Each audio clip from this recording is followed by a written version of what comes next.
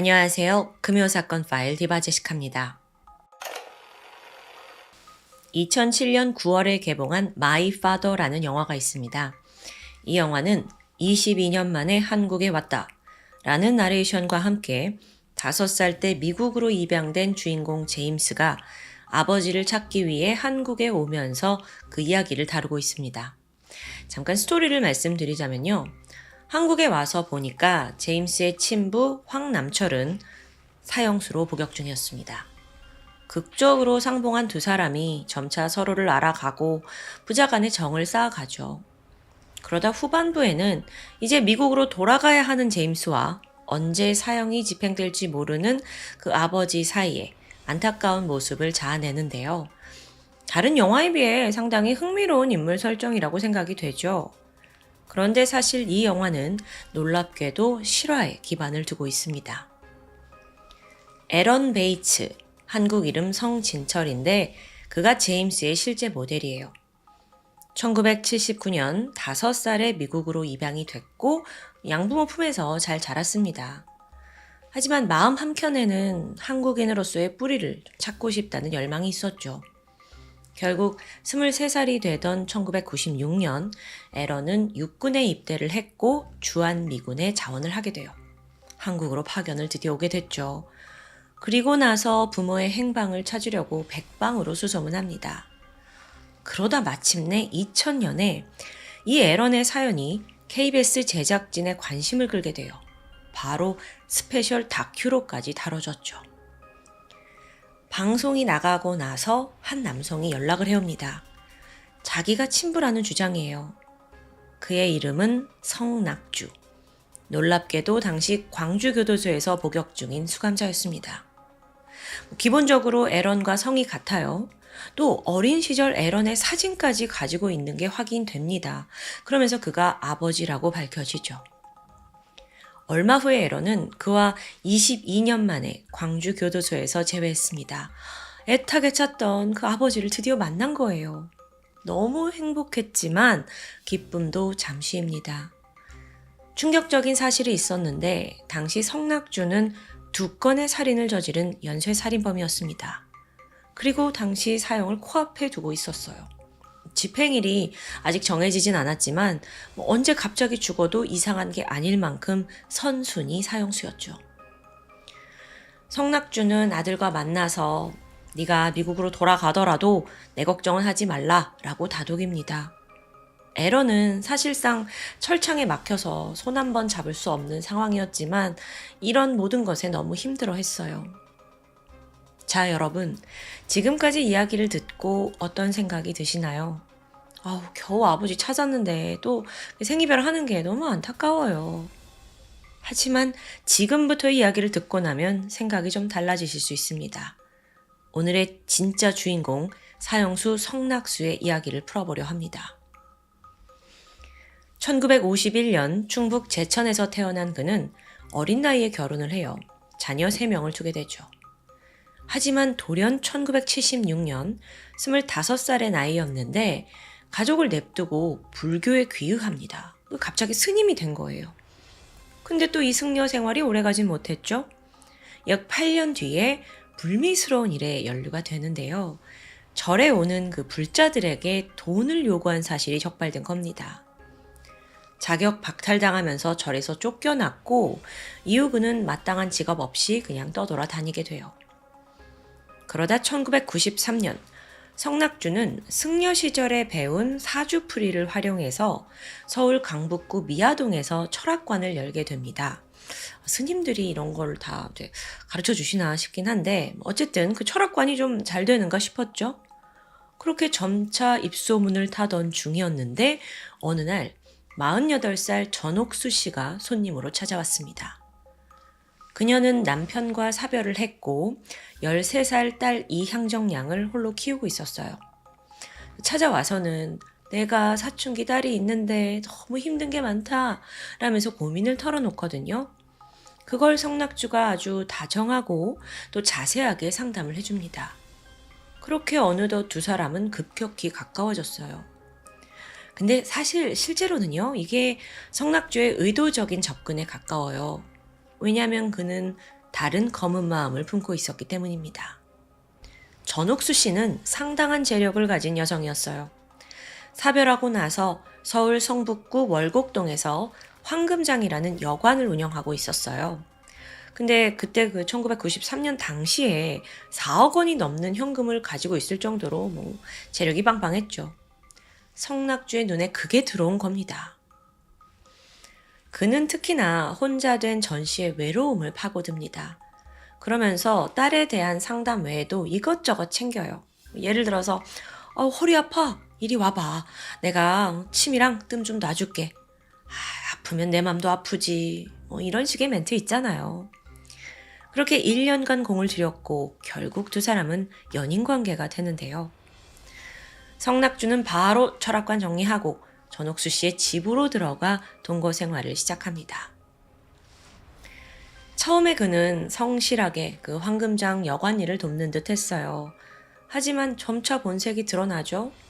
나가서 일하는 거 귀찮아하고 그냥 집에서 빈둥거리면서 빌붙기 시작한 거예요. 시간이 갈수록 이런 모습이 전 씨뿐만 아니라 딸 이향정 양에게도 달갑게 보일 리 없습니다. 어느덧 균열이 생기더니 이들 사이에 다툼이 잦아지게 돼요. 성낙주도 눈치를 보면서 살았고요. 그러던 어느 날 일이 벌어지는데 사실 성낙주는요, 과거 교통사고를 당한 적이 있어서 척추에 문제가 생겼어요. 이로 인해 결정적으로 성기능에 장애를 얻게 됐죠. 그런데 동거녀 전옥수 씨가 친구 영자 씨라는 사람이 있거든요. 막 수다를 떨다가 그의 그 성기능 장애에 대해서 험담을 한 거예요. 또 이걸 성낙주가 듣게 됐고요. 아니, 다른 것도 아니고 남자의 성적 능력에 대해서 저런 식으로 말을 해? 그는 아주 강한 수치심을 느꼈습니다. 또 그렇잖아도 맨날 일하라, 돈 벌라 라고 핀잔을 주는데 마지막 자존심까지 짓밟히는 아주 더러운 기분이었죠. 같이 잘 살아보자고 동거하는 건데 나한테 황금장 줄 것도 아닌데 자존심까지 건드려? 너 내가 가만두나 봐라. 이런 마음이었어요. 그때부터였습니다. 성낙주는 전옥수 씨뿐만 아니라 모녀를 모두 죽일 계획을 세우기 시작합니다. 어쩌면 그래야 재산이 자기한테 넘어오니까요. 그리고 1994년 3월 18일 종로에 있는 의료기기 상점을 방문한 기록이 있거든요. 여기서 수술용 메스 5개와 타자기를 구입합니다. 아무래도 일반 식칼로는 시신을 처리하기 어렵다고 판단했던 것 같아요. 그렇게 흉기 챙겨놓고 호시탐탐 두 사람을 죽일 날만 기다리고 있었죠. 다시 5개월이 지난 8월 13일 저녁 9시입니다. 그날 성낙주는 황금장 여관에서 카운터를 보고 있었어요. 돌아가면서 이제 일을 했는데 마침 이때 14살이 된 딸 향정양이 찾아오더니 아저씨 저랑 잠깐 얘기 좀 해요 하면서 불편한 이야기를 꺼내게 됩니다. 아저씨 그렇게 우리 엄마랑 매일 싸우시는데 옆에 있는 보는 저도 힘들어요. 차라리 그냥 집을 나가시는 건 어때요? 딸의 아주 단호하고 단도직입적인 요구였죠. 그리고 나서 그냥 집으로 돌아가는데 홀로 남은 성낙주는 도저히 분노를 가라앉힐 수 없습니다. 지 엄마도 나 무시하는데 이제 저 딸까지 이러네. 내가 참고 참았는데 이제 내가 메스 꺼내야겠다 싶은 거예요. 그래서 다음날 14일 새벽 5시입니다. 성낙주가 몇 달간 숨겨온 그 메스를 챙겨서 성큼성큼 집으로 향해요. 당시 엄마 전 씨는 여관 카운터를 지키고 있었습니다. 이제 교대를 한 거죠. 그리고 집에는 딸이 홀로 잠들어 있고요. 성낙주에겐 절호의 기회입니다. 그는 자고 있는 딸에게 다가갔고 그대로 목을 조릅니다. 막 캑캑거렸어요. 그런데 어느 정도 이제 몸에 힘이 빠지고 숨이 끊겨가는데도 이걸 15분이나 계속 목을 졸랐다고 해요. 잠시 후 드디어 딸의 숨이 이제 멎었죠. 하지만 범행은 여기서 끝나지 않습니다. 성낙주는 시신을 욕실로 옮겼고요. 슥싹슥싹 토막을 내요. 변기에다가 사체를 흘려보낼 생각이었죠. 그러기 위해서 시신을 무려 36조각으로 잘게 자릅니다. 또 혹여라도 신원 확인이 될까 무서워서 손가락 마디마디를 잘라요. 지문까지 훼손한 후에야 변기에 넣은 거예요. 근데 그 외에 이제 변기로 내려갈 수 있는 게 한계가 있잖아요. 자, 그렇게 처리하지 못한 부위는 따로 검은 봉지에 담았고요.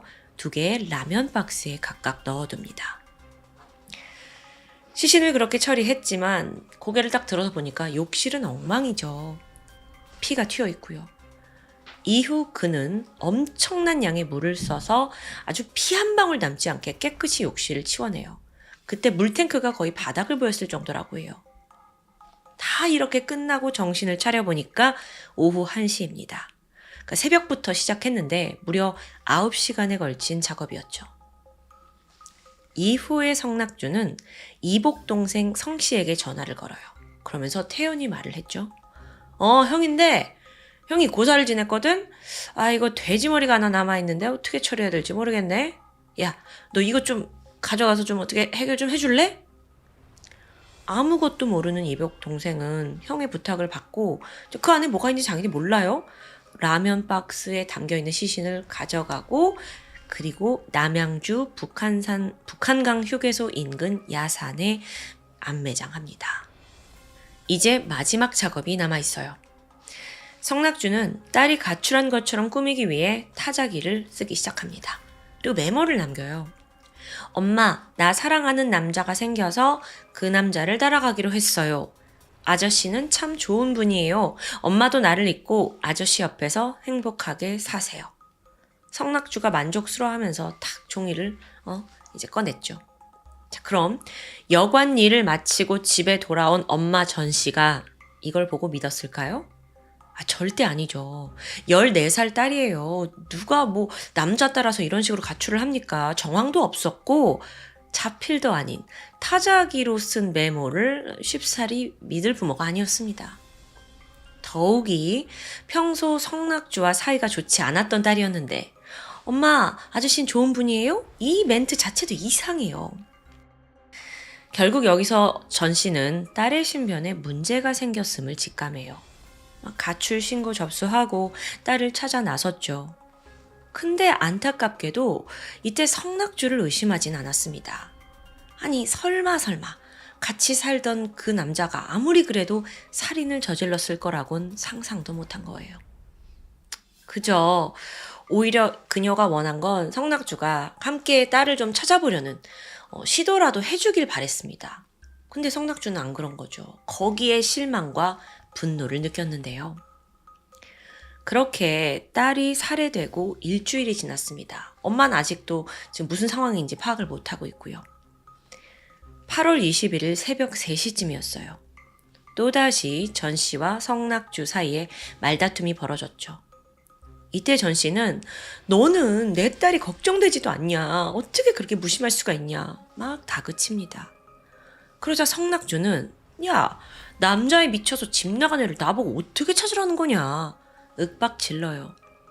여기에 이제 막 말다툼이 왔다 갔다 하면서 전 씨도 격분했죠? 그러다가 너 재산 한 푼도 없고 남자 구실도 못하는 인간인데 내가 바란 거 아빠 노릇이었다. 그것도 못하면 내가 널 뭘 믿고 사냐? 막 하면서 이제 소리를 질러요. 사실 틀린 얘기가 하나도 없죠? 근데 이걸 들은 성낙주는 꿈틀거렸습니다. 씩씩거리더니 이때 전 씨는 이제 일단 화가 나서 집이 아닌 여관 107호에서 홀로 자겠다 하고 나갑니다. 그리고 성낙주는 막 그 꿈틀거리는 분노를 삭히지 못하고 있었죠. 그러면서 생각에 빠져요. 아니, 내가 애초에 사실 둘 다 죽일 생각이었잖아. 사실 여태까지 저 여자를 살려준 건 경찰의 의심 피하고 좀 더 돈을 많이 가로채기 위해서였어. 나는 원래 두 사람 다 죽이려고 했어. 다음날 아침 8시입니다. 성낙주는 여관 107호실에서 자고 있는 전 씨에게 가서 그녀의 목을 졸라 살해했어요. 그리고 이후에는 2번째라 그런지 처리가 더 수월하더라고요. 2시간 만에 시신을 훼손했고 살점을 변기에 흘려보냈습니다. 남은 시신 검은 봉투에 담아서 3개의 라면 상자에 나눠 담아요. 이후 사람들의 눈에 띄지 않게 여관의 계단 아래쪽에다가 숨겨뒀고요. 그렇게 작업을 마친 후 그는 이번에 또 다른 이제 형제인 50세 김 씨에게 전화를 합니다. 그리고 같은 레퍼토리로 돼지 머리가 있는데 처리해달라는 거예요. 그래서 이 김 씨도 별 의심 없이 강원도 원주군 문막면에 있는 도로공사 현장 인근에 그 상자를 안매장하게 됩니다. 마침내 전 씨도 딸도 모두 사라졌어요. 성낙주는 아무 일도 없던 것처럼 태연하게 행동합니다. 아니, 더 정확히는 이제 내가 이 황금장 주인이다. 이런 태도로 아주 의기양양했죠. 어차피 그들은 돌아오지 못할 테니까요. 하지만요, 결국 성낙주는 단 하루 만에 꼬리를 잡히고 말아요. 어떤 일이 있었냐면 다음 날인 22일이에요. 전옥수 씨의 친구 영자 씨, 아까도 등장했었죠. 수다했던 그 친구요. 이 영자 씨가 왜 내 친구랑 연락이 안 되지? 불안해졌습니다. 그래서 바로 찾아오더니 성낙주한테 추궁을 해요. 아니 왜 없냐, 지금 전씨 어딨냐, 연락이 안 된다. 이때 성낙주는 가출한 딸이 걱정이 돼서인지 불공 들이러 갔다 라고 대답을 했습니다. 하지만 친구 영자씨는 그걸 믿지 않았죠. 사실 그녀는요, 딸 항정량 실종부터 이미 성낙주를 의심하고 있던 거예요. 오히려 전씨는 의심 안 하고 있는데 영자씨 친구가 더 막 수상하다 생각하고 있었던 거예요. 영자씨는 즉각 모녀 둘 다에 대한 실종 신고를 접수했고요. 경찰의 의심은 당연하게도 같이 살고 있던 성낙주에게 향하게 된 거죠. 그렇게 조사를 받게 되는데 여전히 뻔뻔하고 또 기이한 행동을 보입니다. 그 한 예로 경찰이 여러 추궁을 할 거 아니에요. 그러다 조금이라도 자기한테 좀 불리한 이야기가 나오잖아요. 그러면 그냥 눈을 딱 감고 바라봤냐 막 이렇게 불경을 외워요. 이거 뭐 묵병도 아니고 그냥 불경을요. 그 외에 민감한 질문 다 모르쇠로 일관하고요. 이걸 사실 경찰이 봤을 땐 너무 괘씸한 태도입니다.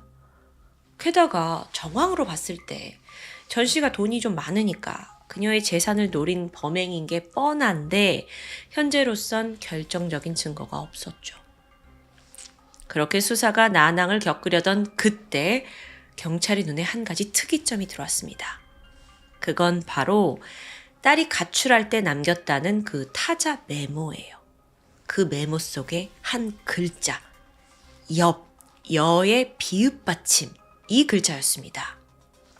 이게 사실 원래는 옆에서라는 그 문구였는데 그걸 옆 비읍 받침에서라고 잘못 쓰여 있는 거예요. 자, 근데 이걸 딸이 썼다고 했잖아요. 착실히 학교를, 교육을 잘 받고 있는 딸이 이런 기초적인 맞춤법을 틀릴 수 있을까요? 오히려 그보다는 국민학교밖에 나오지 않은 성낙주가 이걸 작성했다는 게 더 타당해 보였습니다. 그래서 경찰이 아이디어를 내요. 은근슬쩍 성낙주한테 종이와 펜을 주면서 자술서 써라 유도를 한 겁니다. 그리고 그가 쓰는 말에 여러모로 옆에 있는 이런 식의 글자가 들어가도록 막 유도를 했고요. 역시나 성낙주는 글씨를 하나하나 쓰면서 옆 비읍 받침이라고 작성합니다. 딱 걸렸죠. 그렇게 지금 사라진 딸의 메모는 어쨌든 딸이 아닌 성낙주가 작성했다는 게 밝혀집니다. 그 외에 이제 성낙주의 이제 개인사를 추적을 해보니까 수술용 메스를 구입한 사실이 드러나요. 영수증도 나왔고요. 자, 지금 하나하나 막 증거가 나오면서 경찰이 그의 숨통을 조여오고 있잖아요. 그러자 성낙주는 드디어 범행을 털어놓게 되는데요. 얼마 후 경찰은 그의 증언을 토대로 두 장소로 급히 달려갔습니다. 첫 번째는 남양주 북한강 휴게소 인근 야산이었어요. 거기다가 딸의 그 시신 라면 박스에 넣어서 매장했죠. 그리고 두 번째로는 강원도 원주군 문만명의 그 현장이었어요. 바로 수색했더니 거기서 피해자들의 토막난 시신이 발견됐죠. 물론 상당량을 이미 변기에 버려서 완전히 온전한 상태는 아니었습니다. 이 토막 시신을 본 경찰이 이런 느낌이 들었어요. 그래도 한때 사랑했던 사람인데 어떻게 이렇게까지 만들지 싶을 만큼 이 토막에서 이 사람 간의 애정은 전혀 찾아볼 수 없었다고 해요. 그저 어떻게든 옮기기 쉽게 작게 잘라야 한다는 그의 욕망만이 고스란히 묻어 있었죠. 1994년 12월입니다. 당시 43살이던 성낙주는 전옥수 씨와 이향정 양을 살해하고 시신을 토막 내 안매장한 혐의로 사형을 선고받습니다. 범인은 항소했지만 1995년에 최종적으로 사형이 확정되면서 그는 1순위 사형수가 돼요. 그런데요, 여기서 반전. 마침 사형 집행을 앞둔 상황이었는데 앞서 에런이 22년 만에 아버지 찾겠다고 한국에 온 거예요. 기적과도 같은 타이밍이죠. 심지어 에런의 안타까운 사연이 막 KBS를 통해서 전국에서 주목을 받고 화제가 됩니다. 두 사람이 또 상봉까지 했잖아요. 동시에 점점 분위기가 성낙주 너무 불쌍해. 동정 여론이 형성됩니다. 아무리 죄인이라지만 아버지와 아들 간에 이런 끈끈한 사이인데 뭐 겨우 찾았는데 또 이별이에요? 저기 그냥 죽이지 말고 두면 안 돼요? 막 이런 의견이 모아지게 된 거예요. 또 여기에 동조하듯 성낙주가 2001년 자신의 호적에 에런을 아들로 올리기까지 합니다. 그런데 이게 끝이 아니에요, 여러분. 2년 후에 아주 충격적인 반전이 또 벌어집니다. 두 사람이 지금 계속 대중의 관심을 받고 있잖아요. 그러다 2003년에 와서 KBS 일요 스페셜을 통해 DNA 검사를 받게 되거든요. 그런데 결과는 불일치요. 알고 보니까 이 두 사람은 피 한 방울 섞이지 않은 완전 남남이었던 겁니다. 이 결과를 보고 에런은 진짜 다리가 휘청거릴 만큼 막 큰 충격을 받았어요. 자기 아버지 찾았다고 철석같이 믿고 있었으니까요. 또 정도 줬으니까요. 하지만 결론적으로 그는 생물학적인 아버지가 아닌 것으로 밝혀져요. 참고로 도대체 성낙주가 그럼 어떻게 에런의 어린 시절 사진을 가지고 있었는지는 자세히 밝혀지지 않았습니다. 제가 이 사람이 워낙 범죄자라서 막 여러 가지 생각이 드는데 어쩌면 막 에런을 막 자기 호적에 넣고 빠르게 내가 아버지다라고 막 주장을 한 게 이런 여론을 이용해서 사형을 밀어보려는 꼼수 아니었을까라는 생각도 좀 들어요. 여러분, 앞서 마이 파더라는 영화가 이 스토리를 기반으로 만들어졌다고 했죠. 근데 대중들도 이 전말을 알게 된 거예요. 친아버지가 아니다. 그러고 나서 보니까 이 영화를 이제 대하는 시선이 달라집니다. 사형수를 미화한 거 아니냐라는 비난이에요. 또 성낙수가 살해한 피해자의 유족들 또한 영화 제작을 강하게 반대했습니다. 그럼에도 불구하고 어쨌든 개봉을 감행했는데 그래서 관객들에게 차가운 대접을 받은 게 아닌가 싶기도 해요. 흥행 성적도 좋지 않았고요. 현재 한국은 1997년 이후에 실질적으로 사형 집행이 중지되었습니다. 그러면서 성낙수의 사형도 무기한 연장되었고요. 그는 현재까지도 광주교도소에서 복역 중으로 알려져 있습니다. 오늘 스토리 참 애절하게 시작해서 잔혹함으로 이어지더니 마지막에 뒤통수를 딱 치는 그런 반전까지. 저 정말 너무 충격이었어요. 대본을 쓰는 저조차도 아버지가 아니라고? 그럼 이게 다 뭐야? 에런은 얼마나 황당했을까요? 성낙주, 그는 모녀를 잔인하게 살해한 범인이었고 입양된 한 남성의 절박함을 이용해 자기 목숨을 연명하려 했던 게 아닌가 싶습니다. 그러고 보니까 사람의 모습을 하고 있긴 한데 이건 마음은 무슨 짐승보다 더 못하네 라는 생각이 들어요. 성낙주의 범행만큼은 앞으로도 결코 미화되지 않기를 바라겠습니다. 지금까지 금요사건 파일 디바제시카입니다. 안녕하세요. 금요사건 파일 디바제시카입니다. 2005년 6월 3일 오전 10시 청주시 흥덕구 복명동에 위치한 호프집에서 한 여성의 처참한 사체가 발견됩니다. 피해자는 당시 48살이었던 호프집 사장 박 씨. 신고를 받고 출동한 경찰은 이 현장의 참혹함에 그야말로 할 말을 잃었을 정도인데요. 시신의 머리 부분이 심하게 함몰되었고 엄청나게 많은 피가 흘러나와서 이 호프집 바닥이 흥건했습니다.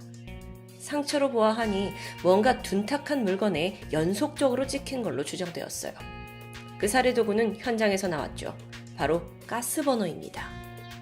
범인은 가스버너로 수차례 그녀의 머리를 가격했고 결국 과다출혈로 사망한 상황. 사망 시각은 전날 새벽으로 추정이 됩니다. 이 밖에도 현장에선 난잡하게 어질러진 카운터가 특히 눈에 띄었습니다. 10만원짜리 수표 4장이 도난당한 상태였는데 언뜻 봐선 강도에 의한 살인사건 같죠? 하지만 베테랑 형사들의 생각은 달랐습니다. 보통 강도살인의 경우 돈을 훔칠 목적이 우선입니다. 그래서 굳이 이토록 잔인하게 죽일 이유가 없는 거죠. 보니까 수표 이외의 현금은 그대로 남아 있었는데요. 형사들은 여기서 범인이 이 모든 걸 강도살인으로 위장했다는 느낌을 받게 되죠. 그렇다면 이 범죄는 평소 원한이 있던 면식범의 짓일까요? 수사팀은 즉시 숨진 박 씨의 휴대폰을 살펴보았습니다. 가게를 운영하다 보니까 박 씨 주변에는 지인들이 많았어요. 그 중에서도 경찰은 한 남성에게 주목하는데 통화 내역과 문자 메시지에 가장 자주 등장하던 사람입니다. 바로 당시 39살이던 김용원. 주변 사람 이야기를 들어보니까 김용원이 평소 박 씨의 호프집에 자주 들르는 단골 손님이라고 합니다. 그런데 단순한 손님과 사장 관계보다는 좀 더 가까운 사이로 보였다는데요. 경찰은 즉시 김용원의 행방을 추적합니다. 하지만 그는 살인사건이 일어난 직후부터 행방이 묘연해요. 김 씨를 향한 의심은 더욱 짙어져 가죠. 그런데 경찰이 그의 행방을 쫓으면서 주변 사람들을 만나게 되거든요. 그러다 묘한 이야기를 듣게 됩니다. 김 씨의 고향 후배라고 밝히는 A 씨가 말을 하길 사실 그 선배가 또 다른 살인을 한 것 같아요. 몇 달 전에 술에 취해서는 자기가 동거하는 여자를 죽였다고 하더라고요. 심지어 이때 김 씨는 그 후배에게 사체 유기를 도와달라고 부탁했다는데요. 덜컥 겁이 난 A 씨는 김 씨에게 그러지 말고 자수를 해라 라고 권했지만 그 당시엔 이게 전혀 통하지 않았습니다.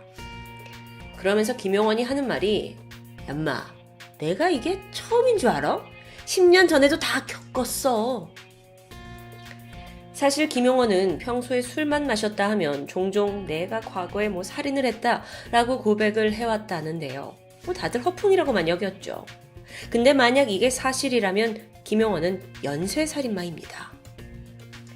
경찰은 사건의 심각성을 느끼고 즉각 수사를 확대합니다. 또 주변 인물들을 조사해서 김용원이 도피했을 가능성이 높은 곳들을 수색하기 시작해요. 그 결과 유력한 곳이 하나 떠올랐죠. 한 재개발 구역에 있는 폐가였는데 경찰이 가보니까 안에는 김용원이 쓰다 남긴 라면 냄비, 소주병 같은 생활 흔적이 있습니다. 분명 여기에 머물렀던 건 맞아요. 이제 그는 어디로 갔을까요? 근데 도주라는 게 그렇게 쉬운 일이 아니죠. 김용원이 아무리 날고긴다 해도 도주엔 무엇보다 돈이 필요합니다. 경찰은 그가 도움을 청했을지도 모를 가까운 인물들을 파악했고 그러던 중 김용원의 외사촌이 사는 충북 청원군 내수읍에 그가 숨어있을 가능성이 높다고 판단해요. 그리고 그 수사대의 예상은 적중했습니다. 2005년 6월 10일 살인사건이 벌어지고 딱 일주일이 지난 시점이죠. 김용원이 외사촌 형의 집 이 내수읍에 도피 자금을 마련하기 위해 드디어 모습을 드러냅니다. 그가 올 것을 예상하고 형사들이 이미 잠복을 하고 있었고요. 얼마 안가 김용원은 극적으로 검거되었죠. 처음에 그는 아니 왜 무고한 사람을 잡아가냐 라면서 범죄 사실을 완강히 부인합니다. 근데 실상은 제대로 된 알리바이를 전혀 대지 못하고 있어요. 경찰의 끈질긴 추궁 끝에 결국 그는 범행 일체를 자백하죠. 그리고 묻혀있던 또 다른 비밀들도 하나씩 밝혀집니다. 우선 김용원은 이 피해자 박 씨의 술집의 단골 손님이었습니다. 그러다 자연스럽게 내연관계로 발전했고요. 하지만 사실 그는 중국의 버젓이 결혼을 약속한 조선족 약혼녀가 있었는데요. 사건 당일 가게에서 이제 박 씨하고 술을 마시고 있던 김용원이 문득 중국 약혼녀에게서 걸려온 국제전화를 받으러 가게 카운터 쪽으로 이동합니다. 여기서 이제 애인과 한참 동안 통화를 이어갔죠. 그러다 박 씨가 잠시 후 카운터로 왔고 여전히 통화를 하는 그를 보면서 못마땅해 했습니다. 당연하죠. 내연 관계니까요. 그러면서 질투심에 핀잔을 하게 되는데 순간 김용원의 분노가 치밀었어요.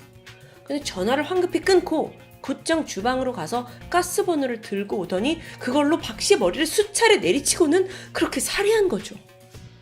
아니 이거 전개가 너무 번개같이 벌어졌는데요. 단지 핀잔 주는 게 열받아서 그랬다고요? 물론 여러분 이건 어디까지나 범인의 진술입니다. 근데 여기서 잊지 말아야 할 게 있죠? 그가 연쇄살인범일 가능성이 있다는 겁니다. 석 달 전 사체 유기를 부탁했다던 그 후배의 말을 토대로 경찰이 조사를 합니다.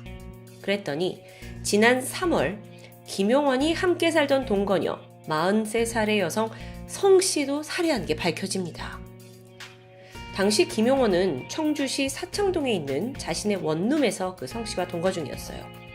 어느 날 사소한 다툼 끝에 그녀를 목 졸라 살해했다는 걸 자백한 겁니다.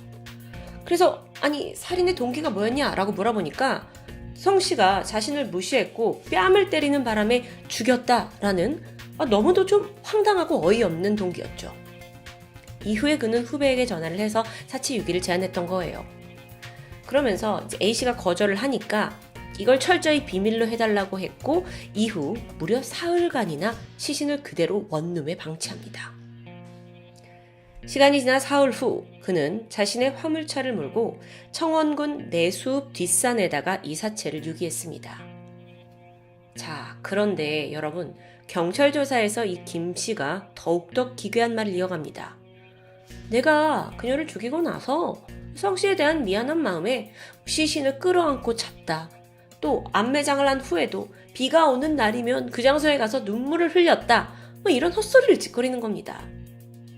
안타깝게도 성씨에게는 가족이나 지인이 별로 없어서 그녀의 실종을 신고한 사람은 아무도 없었다고 해요. 만약에 앞서 박씨 사건으로 인해 김용원이 검거되지 않았다면 동거녀 성씨 사건 역시 영원히 묻혔을 수 있겠죠. 그런데 여러분 더 충격적인 게 남아 있습니다. 김용원이 저지른 살인이 이게 끝이 아니에요. 심지어 박씨 살인사건 이후에 또 저질렀죠. 청주 호프집 살인사건 바로 이틀 뒤인 6월 5일입니다. 이번엔 충북 진천에서 한 초등학생이 실종되었다는 신고가 있었는데요. 사라진 아이는 13살 최양이었죠. 이게 무슨 연관이 있냐고요? 자, 먼저 아이가 사라졌다고 신고한 사람은 아버지 최 씨입니다. 그런데 조사를 해보니까 그 최 씨의 가까운 지인이 김용원인 겁니다. 심지어 그는 도피 중인 김용원과 접촉했을 가능성이 높은 사람이기도 했고요.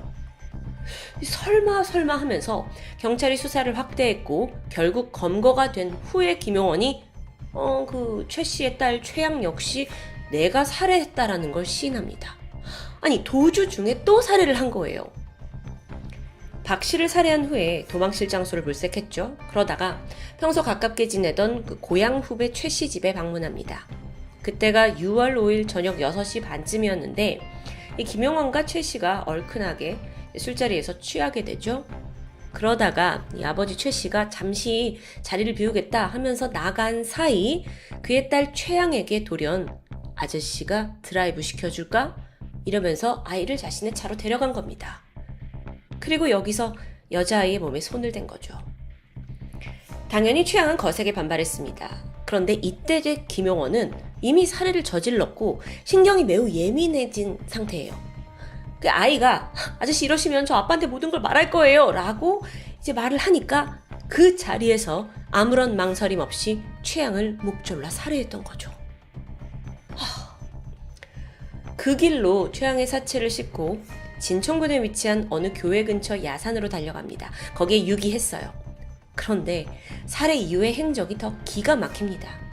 술을 잔뜩 사들고 다시 최 씨 집으로 가요. 그리고 아무렇지 않게 그와 술을 마시는 겁니다. 잠시 후에 최 씨가 우리 딸 어디 갔지? 하면서 딸이 사라진 걸 눈치채자 김용원은 모른 척하면서 그렇게 같이 찾아보자고 함께 딸을 찾으러 주변 일대를 돌아다녔죠. 당시 아버지는 딸을 죽인 범인이 이 자신의 선배 눈앞에 있는 김용원이라고는 상상조차 하지 못했습니다. 살해를 저질렀고 도주를 하다가 미성년자를 범하고 또 살인? 그가 총 3명의 여성을 살해하는데 걸린 시간이요? 3개월이었습니다. 여러분, 이 사건은 일명 청주판 유영철 사건이라는 타이틀로 당시의 그 청주 시민들을 굉장히 벌벌 떨게 했는데요. 세 범행 모두 김용원이 술에 많이 취했을 때 벌어졌죠. 그러니까 그 당시의 폭력성이 얼마나 증폭됐는지 알 수 있는 부분입니다. 근데 기억하세요? 앞서 술만 마시면 내가 10년 전에도 살인을 했다라는 뉘앙스를 풍겼잖아요. 그러고 보니까 지난 1994년 4월 충북 괴산군에서 당시 27살이던 남성 지씨가 농수로에서 유기된 사체로 발견된 일이 있었습니다.